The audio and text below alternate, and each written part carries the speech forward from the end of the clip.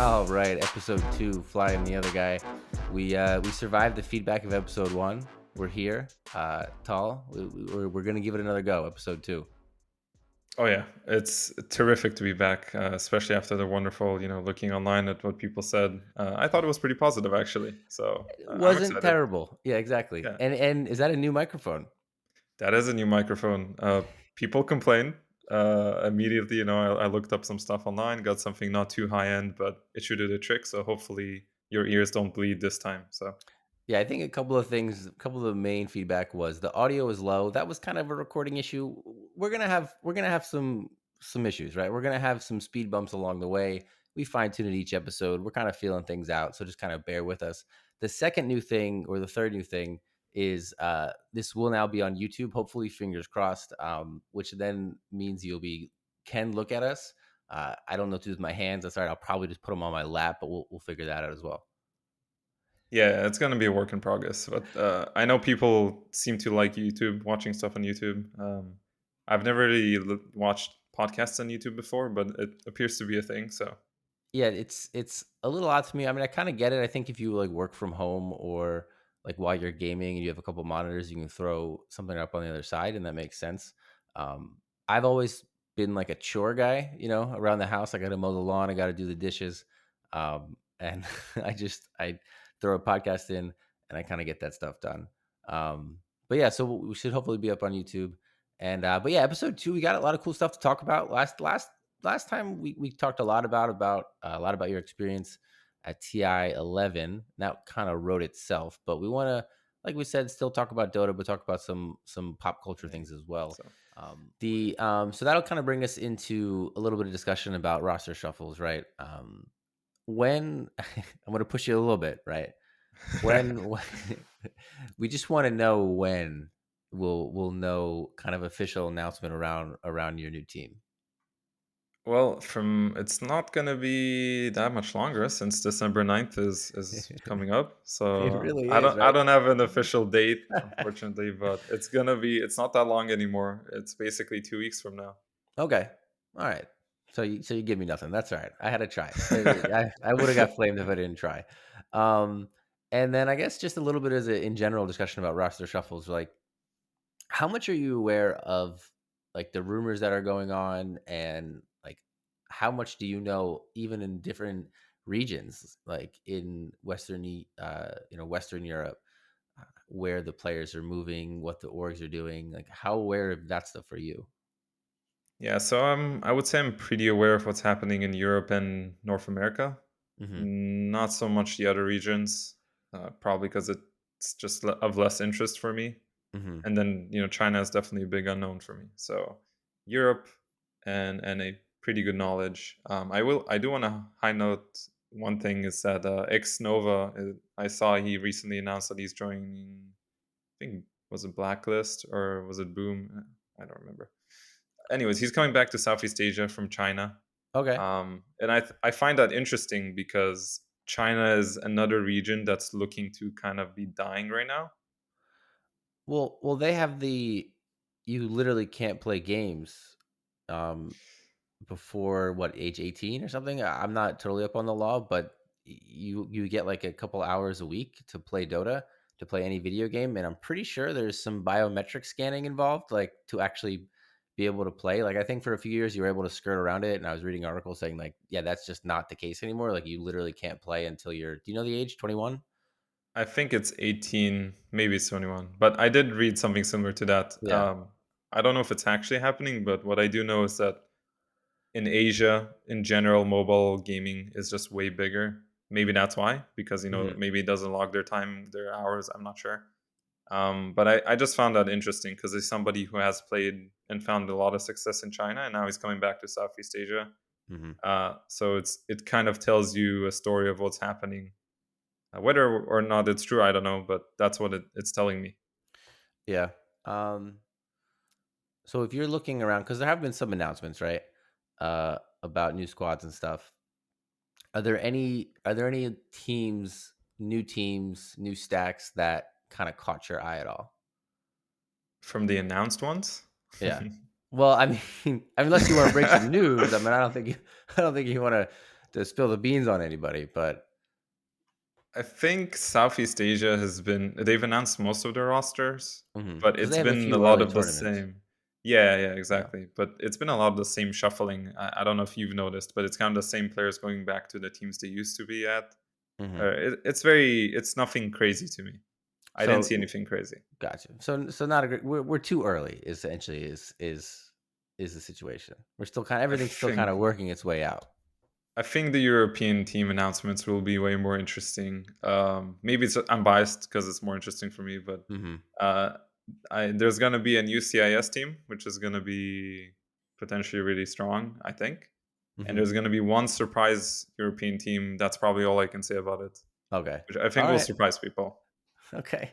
All right. That's a nugget. That's That's good, right? that feels like a nugget. I don't know. I mean that. I Yeah. mean. All right. Let's do something fun here. So we we're gonna draft our fantasy team, right? We're gonna put together an all-star squad of sorts. Um, like I said, everyone I'm sure is eagerly waiting the other guy's fantasy team. So let me start off, right? So no one's waiting any longer. Thank you. My and then you're gonna have to tread very lightly. I mean, I'm surprised you even agreed to do this. I mean, you've got relationships you gotta to protect possibly. So we'll analyze yours a little bit and allow the Reddits to have fun. Um, Nice.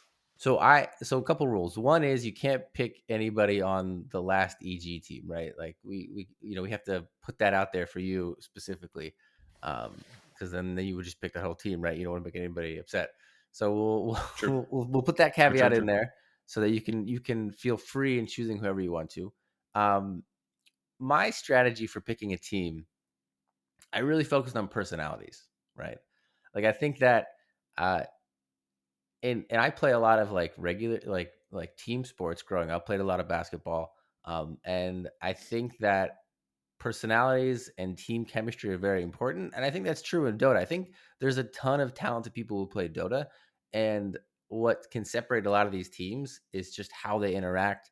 The different personalities, do they mesh well, and in stressful moments, can they pull the best out of each other and make sense? So that's my approach.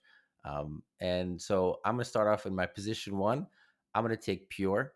I think that he's young, he's obviously talented, and the personality trait here I'm going with is he's very confident, right? And and I think in the carry role, you want that overconfident person, right? You want that person who in the most intense role or the most intense situations just doesn't blink, thinks he's the best, and that's who I want there. Kind of like a Sumail, right? Sumail in his prime, very confident, and you kind of need that in that position. So I'm gonna take Pure there.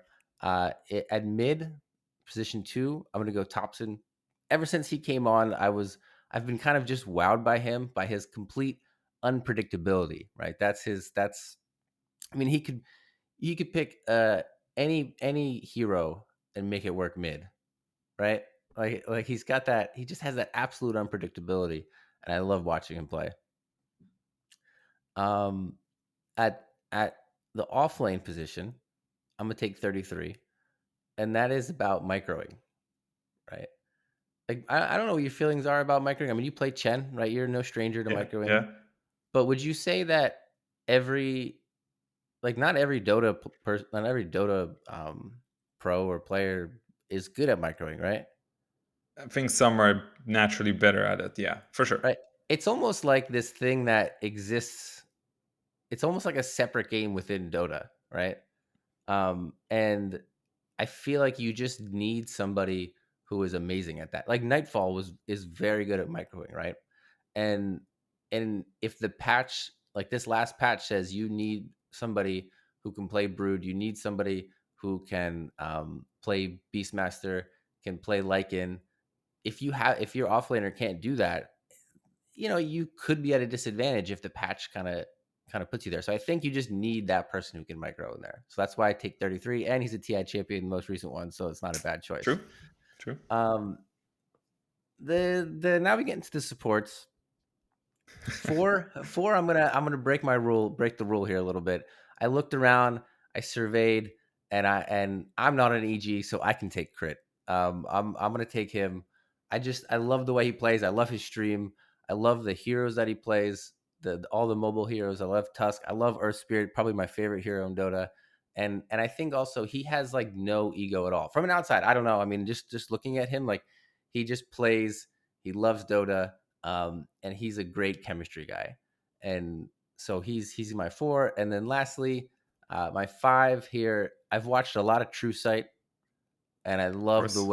I love the way Seb handles like all those tense moments, right?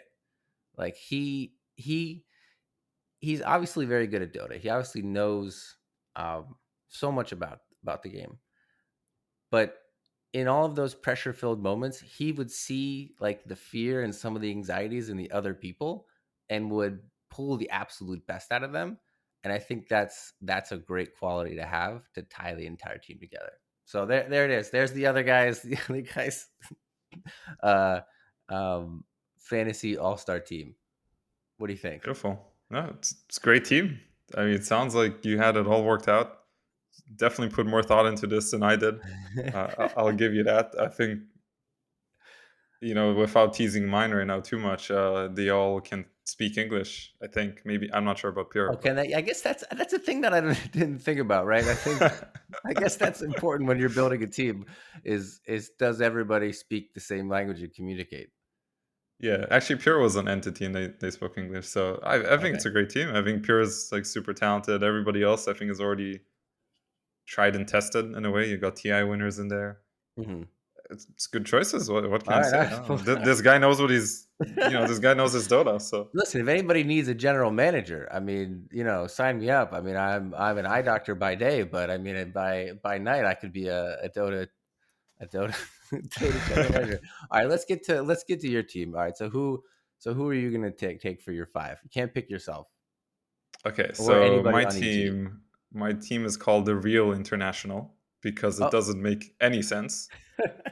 Um, Not that the players aren't great, but there's no way these guys are going to be able to communicate. But that's okay. You know, we'll just roll with maybe it. So maybe for they've reached a level of Dota that they don't need to talk, right? Like they're all so good that they would just get in a room, they'd put the headsets on, and they would just know exactly how to play with each other without ever talking.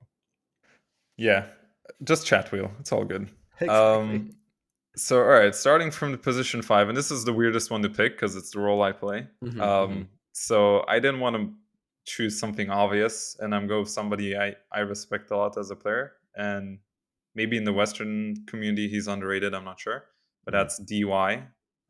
Recently played on Extreme Gaming, used to be on Vici. I think the guy is an absolute boss player, Hmm. and he usually shows up at TI. This time not so much, but I think he's super skilled, and he's someone I like to watch a lot when he plays. He's probably my favorite Chinese five. And you So didn't pick it just because it's the closest to fly. Like that's not. actually, I didn't even think about it. That's Yeah. a good one. Yeah. I mean, I DY, should have just went with FLY. I that. mean, it's Yeah, yeah.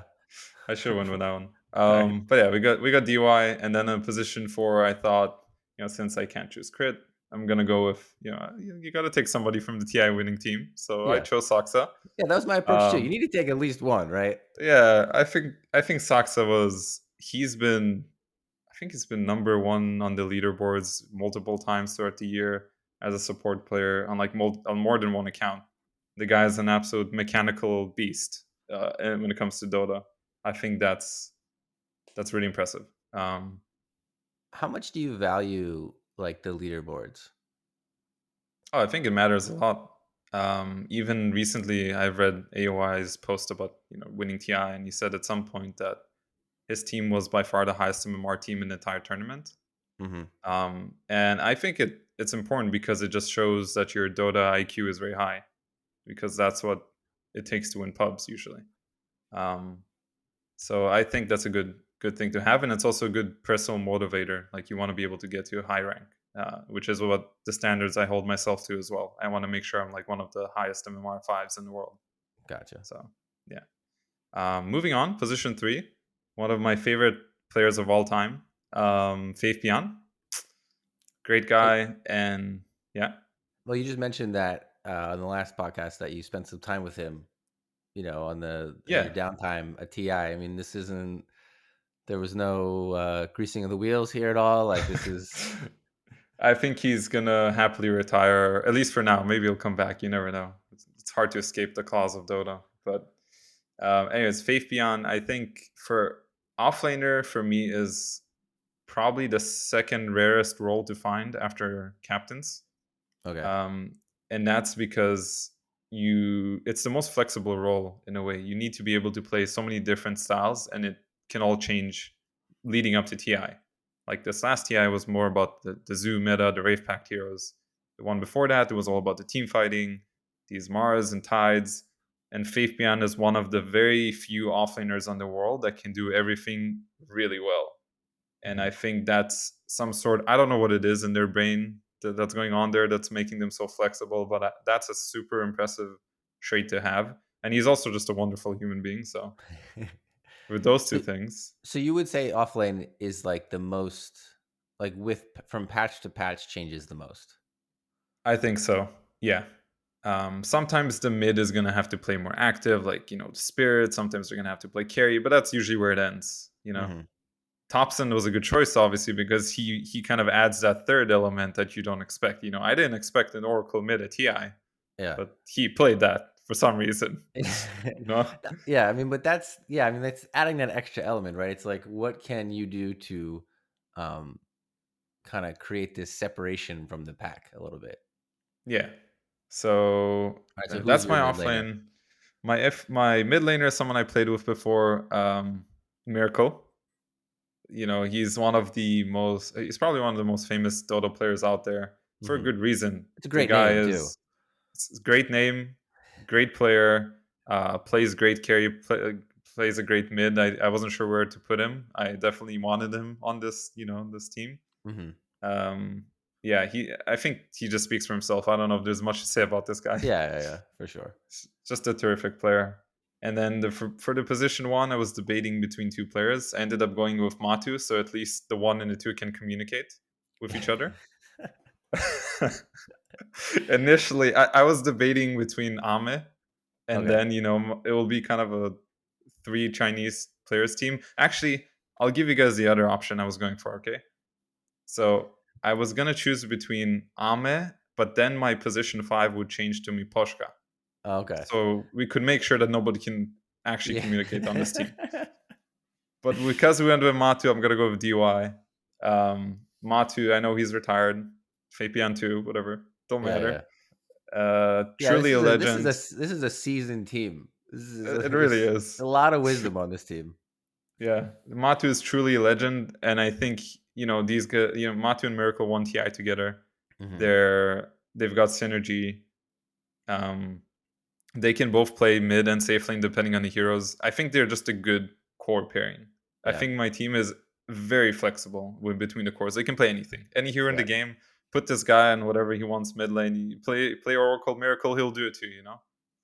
I think I'm just I know we're with this exercise. What I've become fascinated by is the communication aspect of it all. Like how much that actually really matters when you're thinking about like putting a team together. Like, hey, can we actually talk to each other? Have there been any situations in like your past teams where communication was an issue, or like you were worried about it being an issue, like just because of language thing, or no? It's easy to avoid. I think it's more about team culture than it is communication. Yeah, it kind of goes hand in hand, really. But I think Mhm. that's the biggest difference that I've noticed. If somebody is coming from Southeast Asia, they're gonna have a very different way of looking at things, very different demeanor. You know, What's the what is your favorite style or like favorite demeanor, I guess, to play with? I think I'm just most accustomed to the European style, which is similar to NA as How well. would you Uh, describe it? it's a little, at the worst, it's passive aggressive. you know, at the worst, like they won't really tell you what they're thinking, Okay. but they'll just kind of be mean about it a little bit. That's the worst thing that can happen. But other than that, everybody's fairly chill in terms of their personalities. They do care about they do care about things, and they have Mhm. their way of expressing it. from a Western standpoint. It's something I'm just more accustomed to because that's how I've lived all my life. Um, and then I've played with Southeast Asian players who might just be a little more quiet because they're playing with Western players who act differently. So then it's a little harder to get something out of them, as an example. And then Gotcha.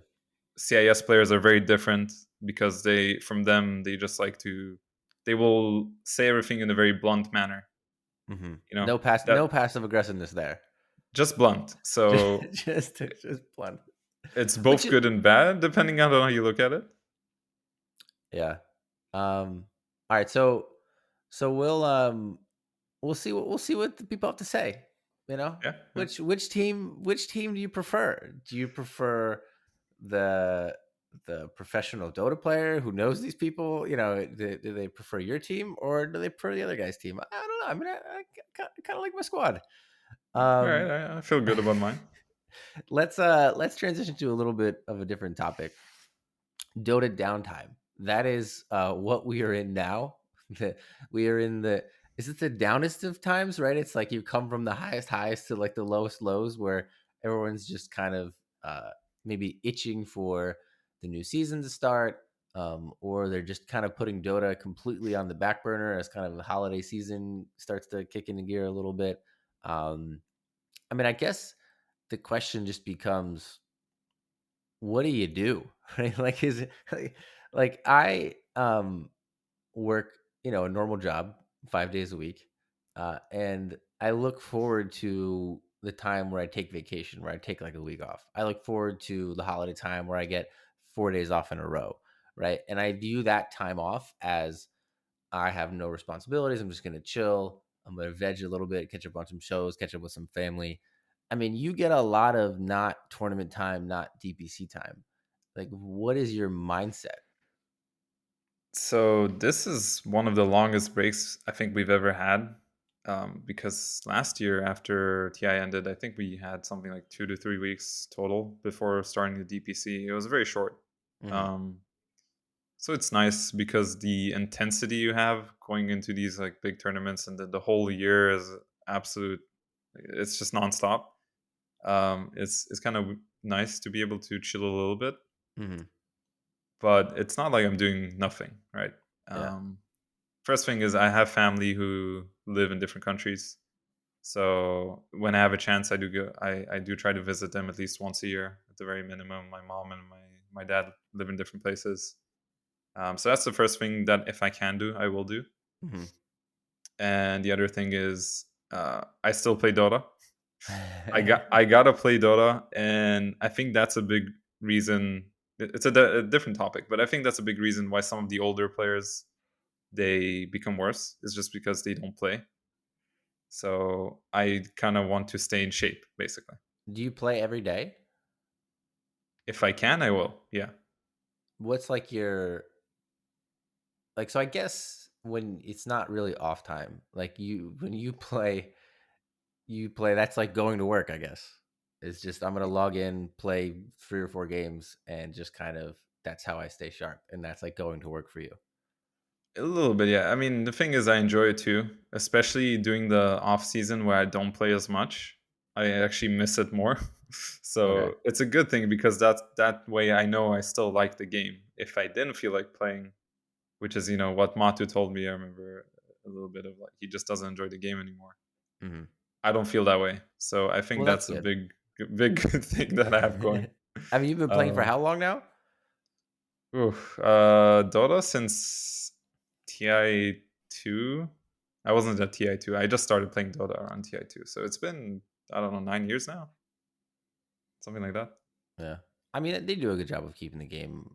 You know, there's there's so many different heroes. It's not like you're playing Fortnite and you're just dropping in nonstop over and over again, right? It's a Yeah, game that yeah. can stay fresh to an extent. Um, and then I guess you know you started streaming again, right? Like, is that do you view that as like work as well, or no?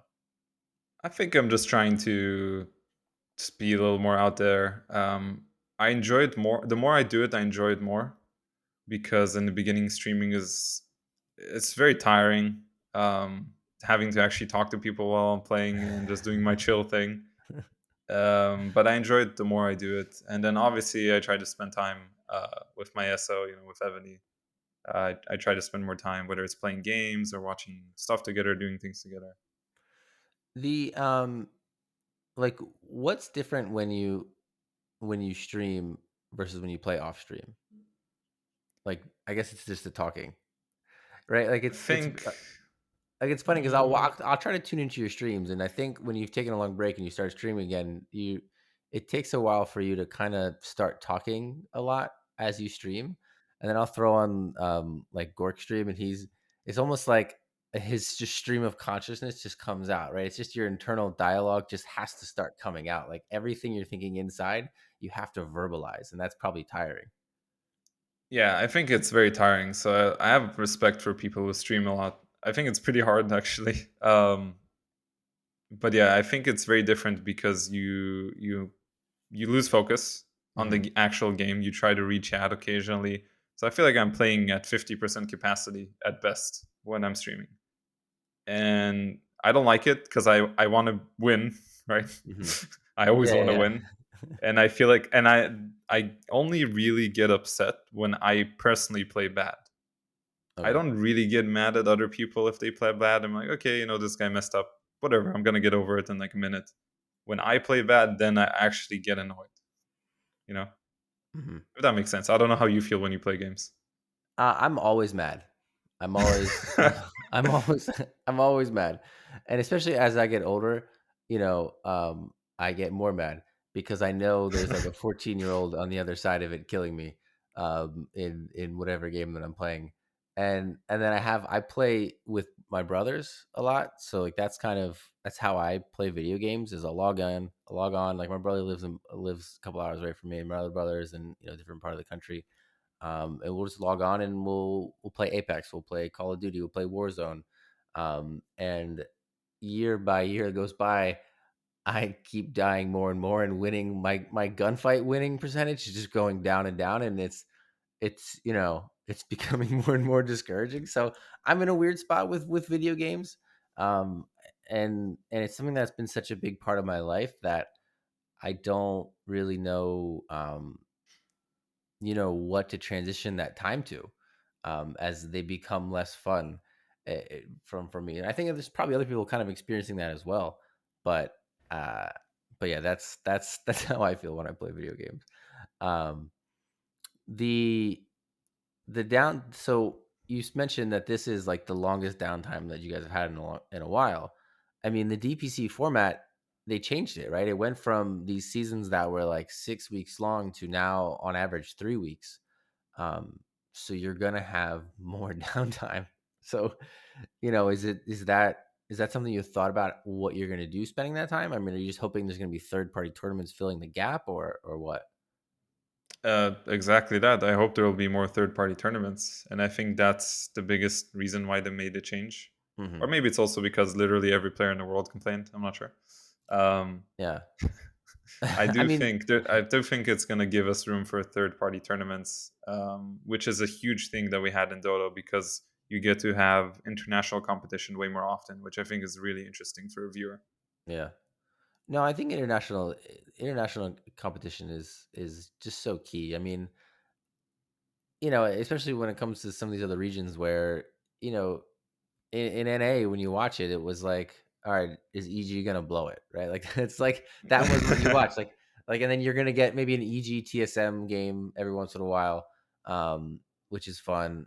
Quincy Crew game that was fun, but most of the other competition was just predetermined what was gonna happen, um, and so I think getting that international competition will, at the end of the day, just make for more content, more viewing opportunity, and more excitement around the game. So are you happy with this upcoming DPC format, or is there a way you would structure it that you would think would be better?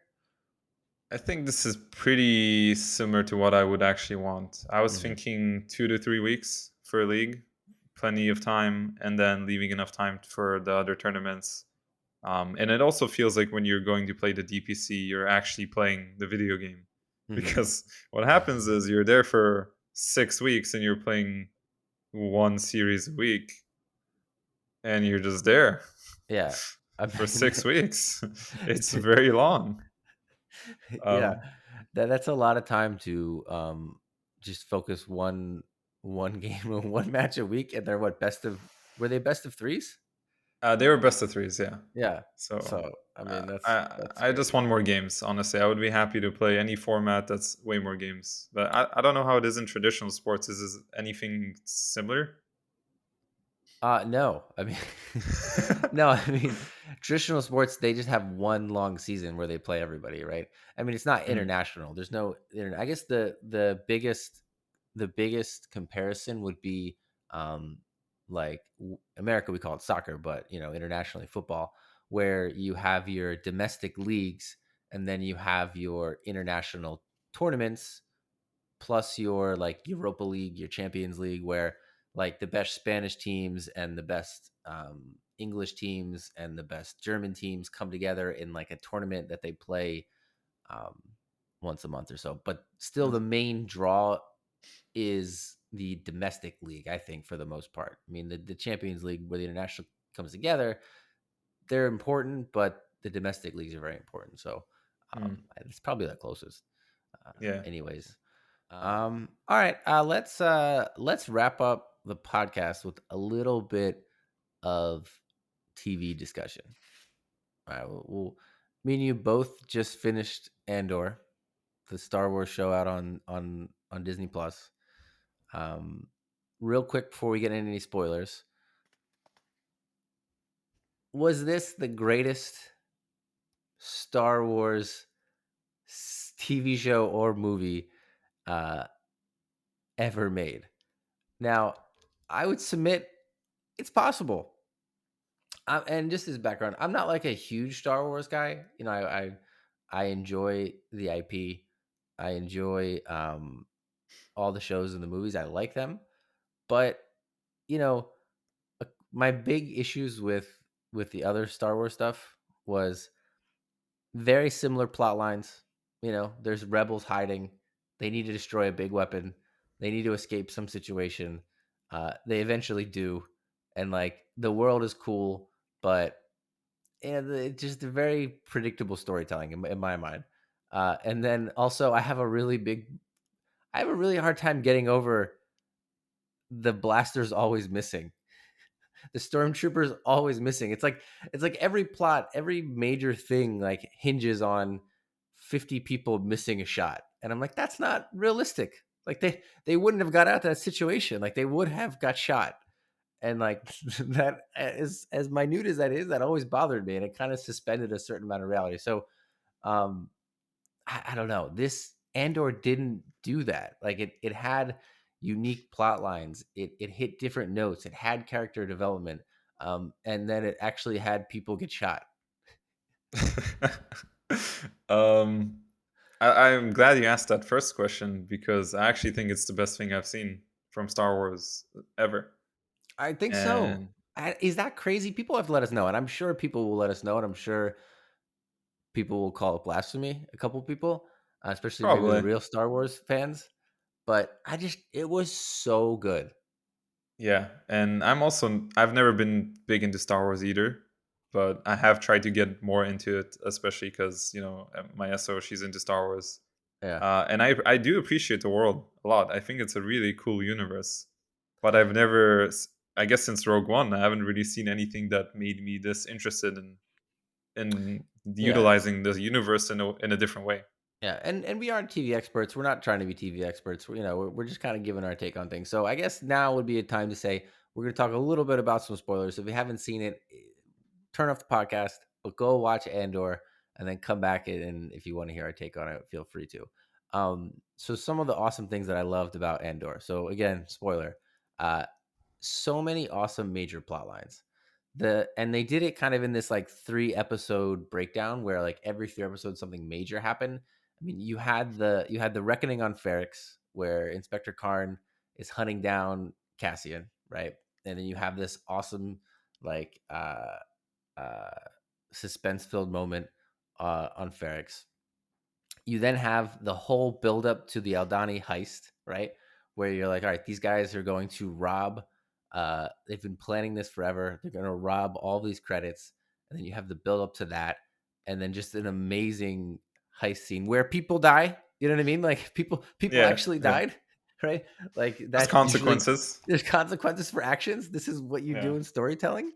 Um, you have an awesome prism concept. Now, a lot of my issues with Star Wars is everything's the same. They're in a prison, they have to break out, right? But like this was a super unique prison where like the floors, um, were what kind of were like electrified, and then you had this like competition like aspect of it, and it was just a really cool prison. And then, oh my gosh, man, Kino Loy, I can't swim like that. Unlucky. So unlucky. I like to think that he's alive. I like to think that I think that he never tried to swim, and when he jumped in, he's like, "Oh, this isn't that hard. I can swim." And you know what I mean? Like, you can't tell me that didn't happen.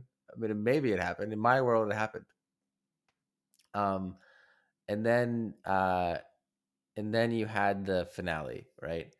You had the funeral march on Ferrix. Every major character is coming to a head all into this one event, and then something about drums, man. Like just the drum beat, the slow marching, like it made me want to rebel against something. I don't know what it was, but it made me want to. I don't really have anything in my life to rebel against, but I wanted to rebel, and I thought it was awesome. So I mean, just all of those awesome plot lines that happened. Just it wasn't one thing. So kudos to them. Yeah, everything you said is definitely on point from my point of view. And for me, some of the things that made this show really unique is that one, there's the Empire is actually competent. Yeah. Like you see both sides of the story. It's not just the rebels. Haha, these guys, all they do is miss their shots, and this is easy. But you could see from the other side, they're plotting things, they're strategizing, they're trying to pick up an intel and actually do something that makes sense. So it's a good opponent, right? It's a good enemy, Hmm. and it makes you also more interested to see how things turn out. My favorite character by far is Luthen. The Yeah. guy's so good, such a great He, actor. yeah. um, and it's because it shows that there's a price to pay for everything that happens. Right? There's real peril in this show. There's real sacrifice, and that's been missing in Star Wars, Hmm. like you said earlier. Nobody is paying for any of the things they do. Like, and the show immediately starts with it. Like, he shoots some people in the beginning, and then everything is a consequence of that because something's going to happen when you shoot down an officer. Right? At least Yeah. it should happen. So yeah, Luthen episode 10 is my favorite episode, not because of the prison escape, Hmm. but because of the sacrifice speech in the end. That stuck with me for Chills, sure. man.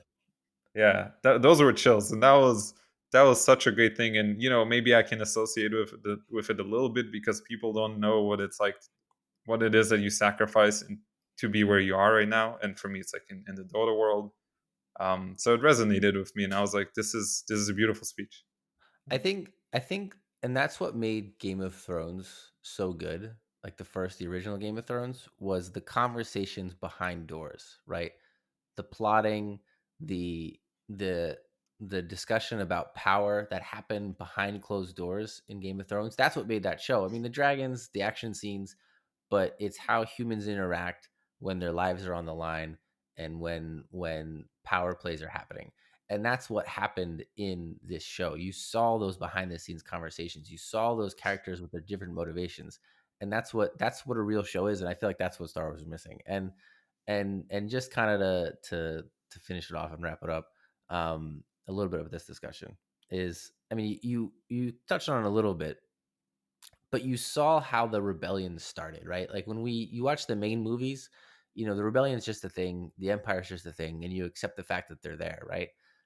But here you kind of I love how the rebellion was like it's these random events that are happening, right? Like they're starting to spill over, and then they start to coalesce slowly over time into this bigger movement, and like you believed it, right? And it has parallels to our society as well, right? There are, and our past is riddled with tyranny, with dictators, right? And there have been rebellions, right? So you kind of it's this far off world where it's space, it's aliens, it's all these crazy technologies, but there's also like a something you can relate to as well. And then you also, as you said too, like you see the empire, you see them with their power, the arrogance they have with the power, and that plot line they played up, that the the empire is so arrogant that they don't realize that um they wouldn't bother to even listen into their prisoners, right? Like the arrogance that they have, that they think they're so powerful, and touching into that too. So I don't know. I mean, if you haven't seen this and you're listening to this, go back and watch it. And if you have seen this and you didn't like us, let us know why. I mean, but if you agree, sure. We would love to hear what you guys think about this as well. Um, Rebellions are cool. They're inherently cool. Aliens are Jedi's, all inherently cool stuff. Star Wars has all the tools. They've always had all the tools to be awesome. And this one they just put it all together. Exactly, and this is the best show I've seen, and it has no Jedi's in it. Just for I you know. just stop and think about it. You Yeah. don't need a Jedi. Just fantastic Yeah. show. So Jedi's are I cool love that. though. I mean, if you can They're move cool. something with your mind, I mean, you could argue one if we're gonna criticize it all, maybe, I mean, maybe a Jedi. Maybe move one thing with your hand, and then you have the full Star Wars effect. Um, Yeah. But yeah, that's I think that's a good place to wrap it up. Like I said, we'll figure out what we want to do with the how much pop culture stuff we want to mix in there. But yeah, we appreciate everyone as always, kind of hanging out. We appreciate the feedback. Bear with us a little bit as we figure out all the technical stuff. I think there was a comment that was a little bit concerned about you doing. Would you even be able to play while doing a podcast? No worries. I'm kind of handling all that stuff. You're gonna pop in for an hour once a week, have a conversation with me, and we'll put it up on the internet for people to listen to, and give us feedback. Check out your streaming. I think you're streaming a little bit more regularly. I think you're trying to get back into that. So check out your stream, hang out. I'll pop in from time to time as well. It's all, man. Appreciate it as always, and we will see everybody on the next episode.